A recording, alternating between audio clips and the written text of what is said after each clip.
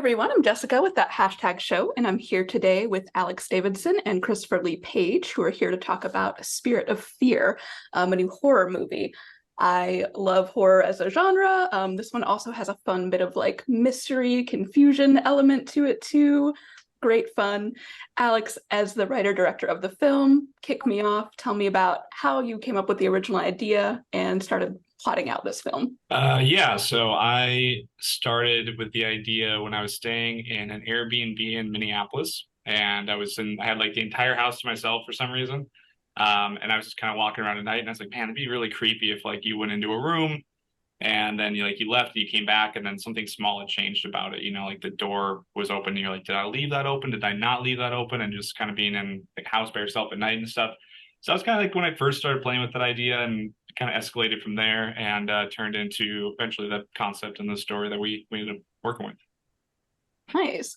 Yeah, I have always felt that like the amount of space is very big for horror and like building that feeling. I think especially as someone who like lives in a city in an apartment, whenever I go and I like visit a family member who has like a big house out in the country somewhere and it's like you said a bunch of empty rooms and it's a different feeling. It puts you in a different space.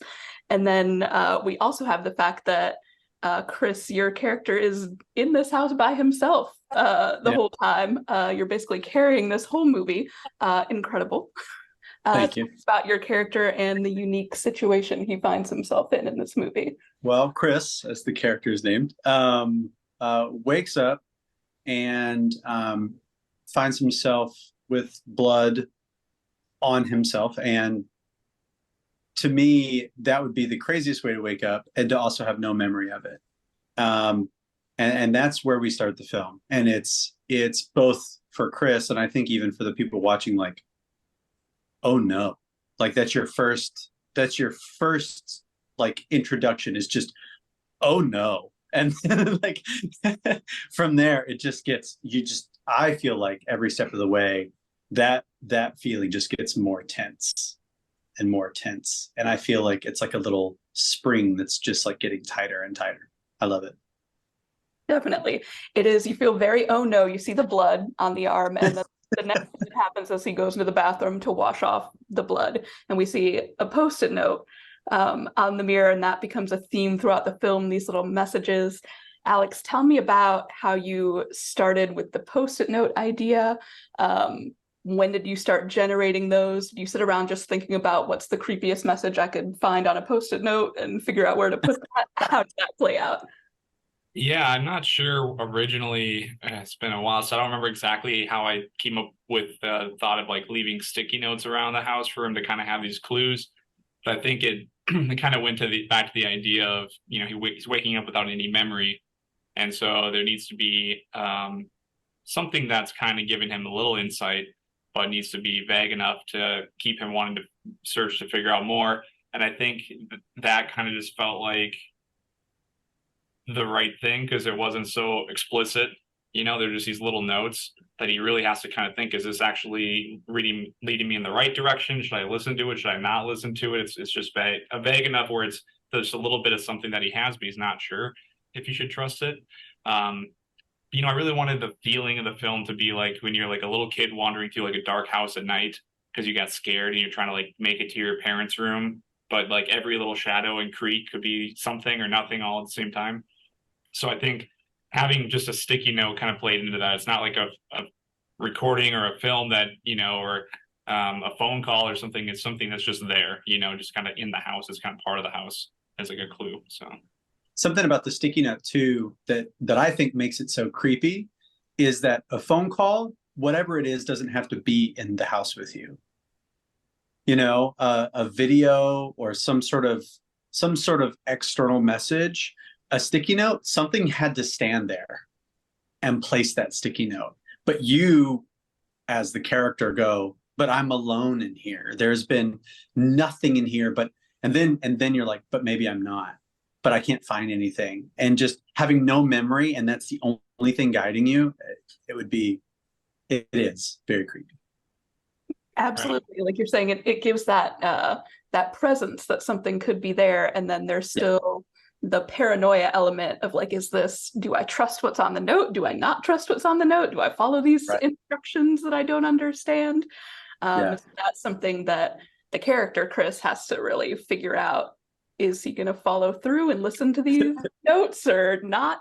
And that was one of the things that I really appreciated about the film, because I think something that can be frustrating in the horror genre is when you see someone doing something and you're like, come on, you don't, you're going to die. You can't do that. Don't do that. And so I like that we see him sort of read the notes and first kind of feel out like what he's going to disregard, when he's going to listen to them, when he's not going to listen to them. That felt very natural in the approach to me. Like if I woke up in a house and saw these notes, yeah, I'd be a little creeped out and try to figure out what level I'm going to follow those to. So I appreciate that. That's great to hear, because when I was writing it, I really wanted the character to feel realistic, because I agree with you, like the horror thing when it's like, come on, man, like you wouldn't just like waltz into the room after all the power went out and there's no light, like you try to think it through, think of like a good strategy. So we and Chris as well, did a lot with his character with this, as we talked about making it very deliberate what he's doing. And you see him in the story run away from things, like he doesn't confront things because like why would you want to, he tests stuff up very slowly. And even Chris as an actor like was very careful of like when he goes into a room, he shuts the door behind him because he doesn't want to have like an extra opening behind him that something could come through. So we tried to make it deliberate. So that's great to hear it came across that way.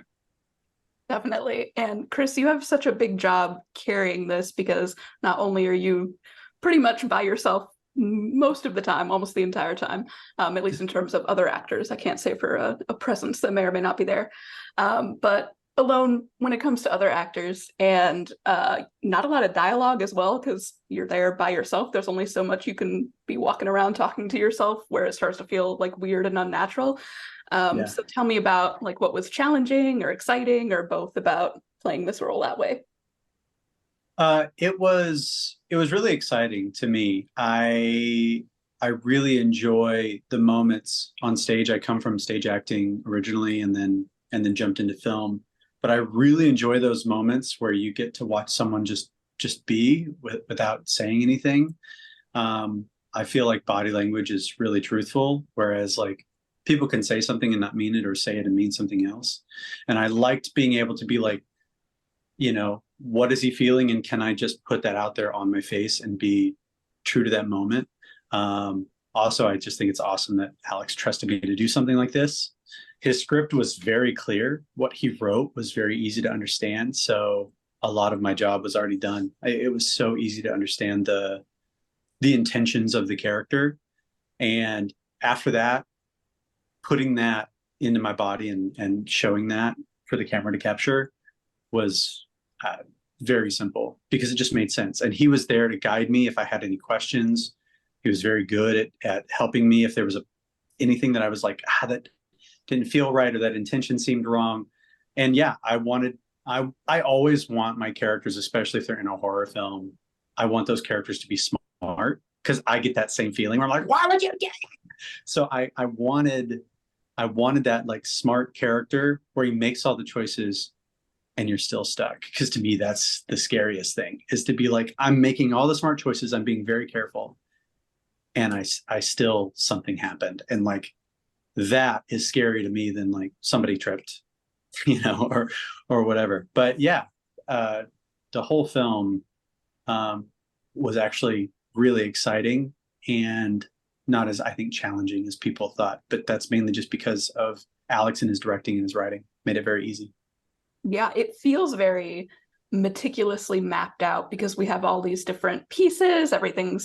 It's a little, scavenger hunt is too juvenile a term, maybe like escape room type, where things are in different rooms and you have to, remember where you saw this item earlier that's going to be like crucial to figuring out this next part of the mystery.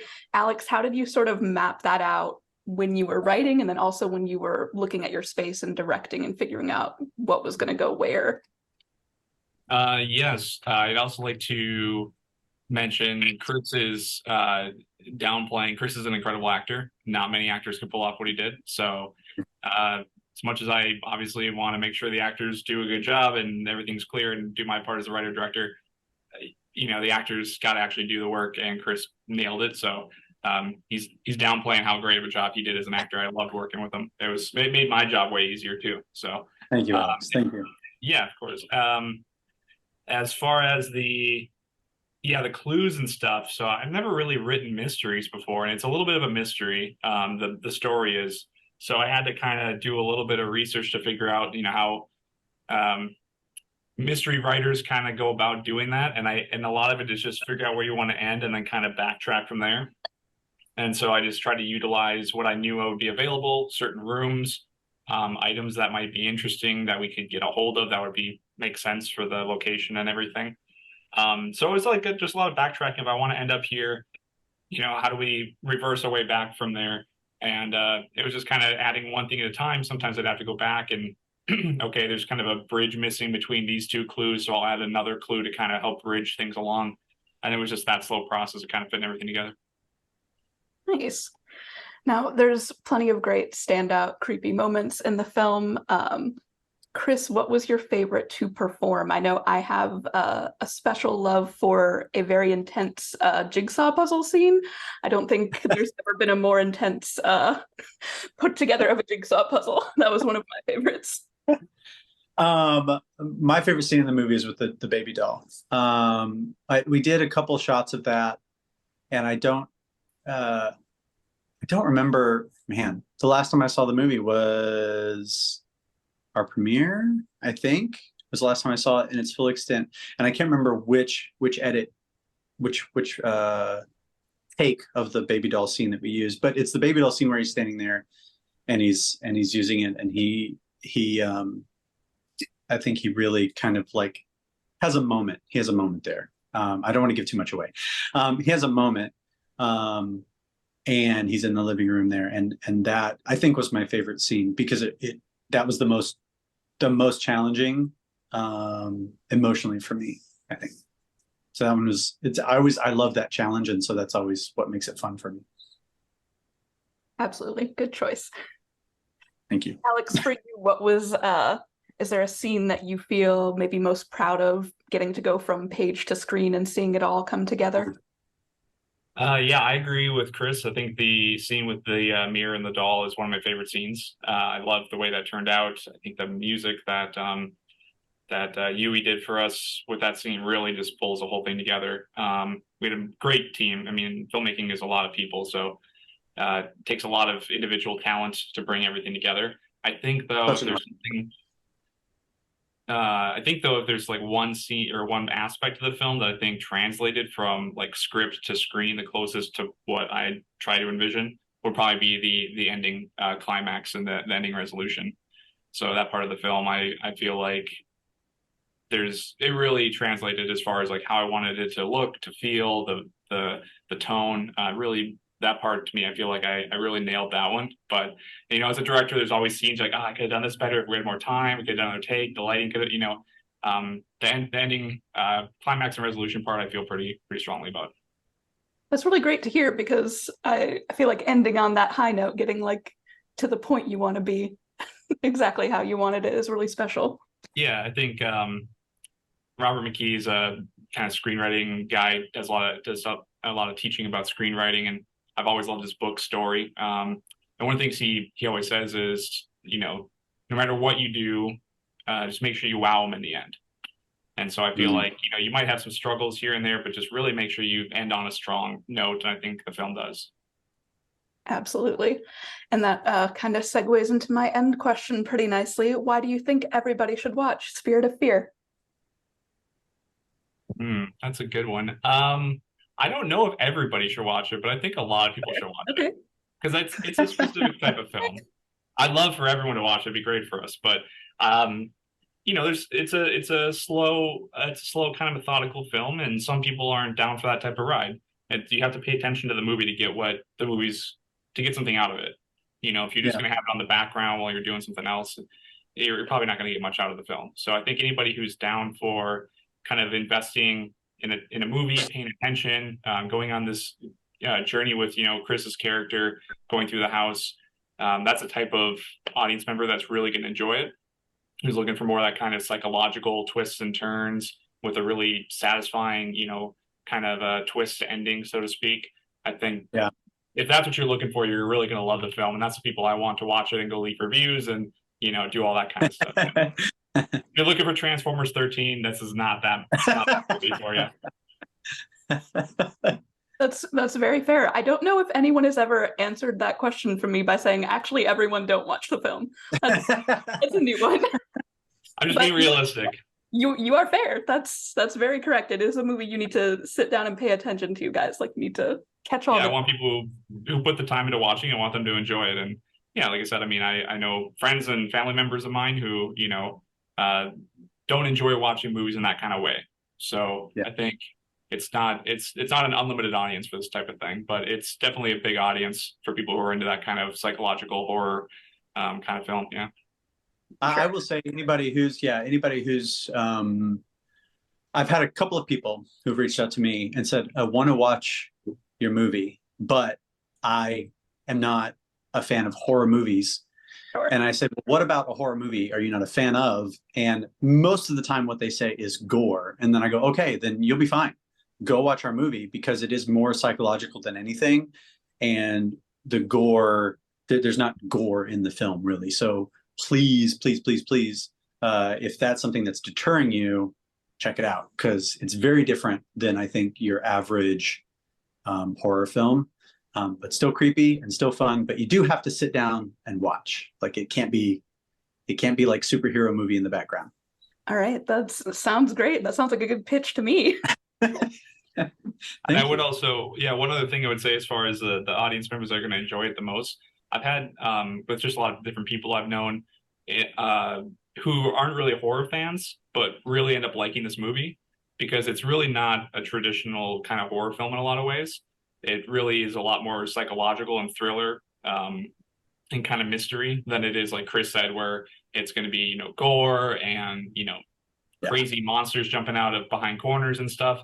I mean, it's still a horror film, and that there's a little bit of that. There's some, jump scares here and there. It's supposed to be kind of scary, but I think really the film stands out to me more as a drama that's wrapped in a horror shell, and it kind of uses more of that mystery and thriller aspect. So I think if somebody's, maybe not a traditional horror fan, they might be a good, person to check out the film too, because I think it gets a lot of people going, hey, that was, opened me up a little bit to maybe some of the horror genre, because it's not so aggressive like Chris was saying. Yeah. Yeah, that makes a lot of sense. And as someone who is not a fan of gory movies, I can say, no, you're good on this one. Yeah. This is a good easy win. Get there. Good point. All right, well, that's all I have for you guys today, but thank you both so much for sitting down and talking with me. Thank you. Right. I will catch up with you guys soon. Thank you. Thank you. Thank you. Have a good evening. You too.